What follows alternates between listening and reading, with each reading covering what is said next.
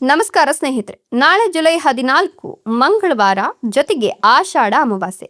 ನಾಳೆಯಿಂದ 83 ವರ್ಷ ಈ 8 ರಾಶಿಯವರಿಗೆ ರಾಜಯೋಗ ಸಿಗ್ಲಿದ್ದು ನಿಮ್ಮ ಬಾಳು ಬಂಗಾರವಾಗುತ್ತೆ. ಚಾಮುಂಡೇಶ್ವರಿ ದೇವಿಯ ಕೃಪಾಶೀರ್ವಾದ ನಿಮ್ಮ ಮೇಲೆ ಇರಲಿದೆ. ಹಾಗಾದ್ರೆ ಆ ಅದೃಷ್ಟವಂತ ರಾಶಿಗಳು ಯಾವುವು, ಅವುಗಳಿಗೆ ಏನೆಲ್ಲ ಲಾಭ ಸಿಗುತ್ತೆ ನೋಡೋಣ.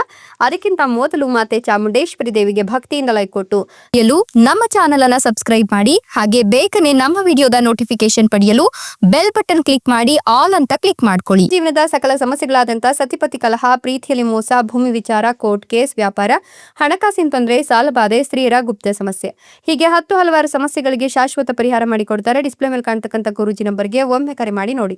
ಹೌದು, ನಾಳಿನ ಜುಲೈ 14 ಮಂಗಳವಾರ, ಜೊತೆಗೆ ಆಷಾಢ ಅಮಾವಾಸ್ಯೆಯಿಂದ ಮುಂದಿನ 83 ವರ್ಷ ಏನಿದೆ, ಈ 8 ರಾಶಿಯವರಿಗೆ ರಾಜಯೋಗದ ಜೊತೆಗೆ ಮಾತೆ ಚಾಮುಂಡೇಶ್ವರಿ ದೇವಿಯ ಕೃಪಾಶೀರ್ವಾದ ಇರೋದ್ರಿಂದ ಇವರ ಬಾಳು ಬಂಗಾರವಾಗುತ್ತೆ ಅಂತ ಹೇಳಲಾಗ್ತಾ ಇದೆ. ಈ ರಾಶಿಯವರ ಜೀವನದಲ್ಲಿದ್ದಂತಹ ಕಷ್ಟಗಳಿಗೆ ಈ ಸಂದರ್ಭದಲ್ಲಿ ಒಂದಷ್ಟು ಪರಿಹಾರಗಳು ಸಿಗ್ತಾ ಹೋಗುತ್ತೆ. ಈ ಒಂದಿಷ್ಟು ಪರಿಹಾರಗಳು ನಿಮ್ಮ ಜೀವನದಲ್ಲಿ ಒಂದಷ್ಟು ಯಶಸ್ಸಿನ ಮೂಟಿಯನ್ನೇ ಒತ್ಕೊಂಡು ಬರುತ್ತೆ ಅಂತ ಹೇಳಬಹುದು. ಈ ಒಂದು ಸಂದರ್ಭದಲ್ಲಿ ನೀವು ಮಾಡ್ತಕ್ಕಂಥ ಕೆಲಸ ಕಾರ್ಯಗಳಾಗಿರಬಹುದು ಅಥವಾ ಒಂದಷ್ಟು ಹೊಸ ಪ್ಲಾನ್ಗಳಾಗಿರಬಹುದು ವರ್ಕೌಟ್ ಆಗತ್ತೆ ಅಂತ ಹೇಳಬಹುದು.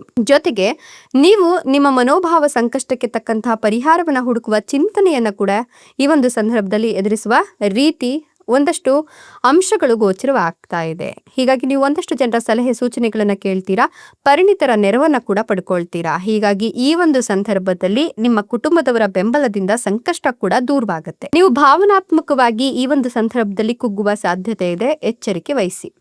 ನೀವು ಈ ಒಂದು ಸಂದರ್ಭದಲ್ಲಿ ನಿಮ್ಮ ಕಷ್ಟಗಳನ್ನ ಹಂತ ಹಂತವಾಗಿ ಬದಲಾಯಿಸ್ಕೊಳ್ತಾ ಹೋಗ್ತೀರಾ. ಅಂದ್ರೆ ನಿಮ್ಮ ಕಷ್ಟಗಳನ್ನ ಈ ಒಂದು ಸಂದರ್ಭದಲ್ಲಿ ನಿವಾರಿಸ್ಕೊಂಡು ಹೋಗ್ತೀರಾ. ಜೊತೆಗೆ ಕಷ್ಟಗಳಿಂದ ಮುಕ್ತಿಯನ್ನ ಕೂಡ ಕಂಡುಕೊಳ್ತೀರಾ. ನಿಮ್ಮ ಟೆನ್ಷನ್ ಈ ಸಂದರ್ಭದಲ್ಲಿ ಕಡಿಮೆ ಆಗುತ್ತೆ. ಮನಸ್ಸಿನಲ್ಲಿರ್ತಕ್ಕಂಥ ಅನಗತ್ಯ ಭಯ, ಒತ್ತಡ ಇತ್ಯಾದಿ ಎಲ್ಲವೂ ಕೂಡ ದೂರವಾಗ್ತಾ ಹೋಗುತ್ತೆ.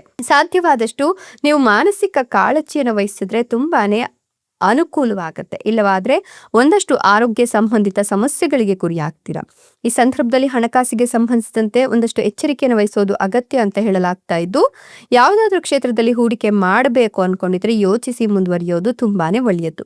ಹೂಡಿಕೆಗೆ ಸಂಬಂಧಿಸಿದಂತೆ ನಿರ್ಧಾರಗಳು, ಹಾಗೆ ಕಾಗದ ಪತ್ರ ಮತ್ತೆ ಹಠಾತ್ ಸಂಭವಿಸುವಂತಹ ಖರ್ಚುಗಳ ಬಗ್ಗೆ ಎಚ್ಚರಿಕೆಯನ್ನು ವಹಿಸಬೇಕಾಗತ್ತೆ.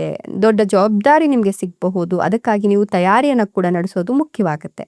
ಮನೆಯ ಜಗಳ, ವಾದ ವಿವಾದ, ಸಾಲ, ಆರೋಗ್ಯ ಮತ್ತೆ ಕೆಲಸದಲ್ಲಿನ ಒತ್ತಡದೊಂದಿಗೆ ಸಂಬಂಧವನ್ನ ನೀವು ಈ ಒಂದು ಸಂದರ್ಭದಲ್ಲಿ ಸುಧಾರಿಸ್ಕೊಳ್ಬೇಕಾಗತ್ತೆ. ಕೆಲಸದ ಸ್ಥಳದಲ್ಲಿ ಕೆಲಸ ಮತ್ತಷ್ಟು ಹೆಚ್ಚಿಗೆ ಆಗುತ್ತೆ. ಈ ಅವಧಿಯಲ್ಲಿ ನಿಮ್ಮ ಕಠಿಣ ಪರಿಶ್ರಮಕ್ಕೆ ಉತ್ತಮ ಫಲವನ್ನ ನೀವು ಹೊಂದುತ್ತೀರಾ. ಅಡೆತಡೆಗಳು ದೂರವಾಗತ್ತೆ. ಆರೋಗ್ಯಕ್ಕೆ ಸಂಬಂಧಿಸಿದಂತೆ ಬೇಜವಾಬ್ದಾರಿತನವನ್ನ ಮಾಡಕ್ ಹೋಗ್ಬೇಡಿ. ನ್ಯಾಯಾಲಯಕ್ಕೆ ಸಂಬಂಧಿಸಿದ ಪ್ರಕರಣಗಳಲ್ಲಿ ಯಶಸ್ಸು ನಿಮ್ಮದಾಗತ್ತೆ. ಈ ಒಂದು ಸಂದರ್ಭದಲ್ಲಿ ನೀವು ಹೆಚ್ಚಿನ ಕಾಳಜಿಯನ್ನು ವಹಿಸಿದ್ರೆ ನೀವು ತೆಗೆದುಕೊಳ್ತಕ್ಕಂಥ ದೊಡ್ಡ ನಿರ್ಧಾರಗಳು ಭವಿಷ್ಯದಲ್ಲಿ ನಿಮ್ಗೆ ಸಾಕಷ್ಟು ಲಾಭವನ್ನ ತಂದುಕೊಡುತ್ತೆ. ಅಗತ್ಯಕ್ಕಿಂತ ಹೆಚ್ಚಿನ ಆತ್ಮವಿಶ್ವಾಸವನ್ನ ಹೊಂದೋದು ಬಹಳಷ್ಟು ದುರದೃಷ್ಟವನ್ನ ತಂದುಕೊಡುತ್ತೆ. ಸೊ ನಿಮ್ಮ ಭಾವನೆಗಳಿಗೆ ಒಳಗಾಗಿ ನಿರ್ಧಾರಗಳನ್ನ ತೆಗೆದುಕೊಳ್ಳೋದು ಅಥವಾ ಮನಸ್ಸಿನಲ್ಲಿ ಒತ್ತಡಗಳನ್ನ ಇಟ್ಕೊಂಡು ನಿರ್ಧಾರಗಳನ್ನ ತೆಗೆದುಕೊಂಡ್ರೆ ಖಂಡಿತವಾಗಿಯೂ ಕೂಡ ನಷ್ಟ ಎದುರಾಗುತ್ತೆ. ಕಾಳಜಿ ವಹಿಸಿ. ಎಷ್ಟೆಲ್ಲ ಲಾಭ ಮತ್ತು ಅದೃಷ್ಟವನ್ನು ಪಡೆದಿರ್ತಕ್ಕಂಥ ಅದೃಷ್ಟವಂತ ರಾಶಿಗಳು ಯಾವುವು ಅಂದ್ರೆ ಮೀನ ರಾಶಿ, ತುಲಾ ರಾಶಿ, ವೃಷಭ ರಾಶಿ, ಧನುರ್ ರಾಶಿ, ಕುಂಭ ರಾಶಿ, ಕಟಕ ರಾಶಿ, ಮಿಥುನ ರಾಶಿ, ಕೊನೆಯದಾಗಿ ಸಿಂಹ ರಾಶಿ. ಇವುಗಳಲ್ಲಿ ನಿಮ್ಮ ರಾಶಿ ಇದ್ದರೂ ಇಲ್ಲದಿದ್ದರೂ ಭಕ್ತಿಯಿಂದ ಓಂ ನಮೋ ಮಾತೆ ಚಾಮುಂಡೇಶ್ವರಿ ದೇವಿಯೇ ಅಂತ ಕಮೆಂಟ್ ಮಾಡಿ. ಧನ್ಯವಾದಗಳು.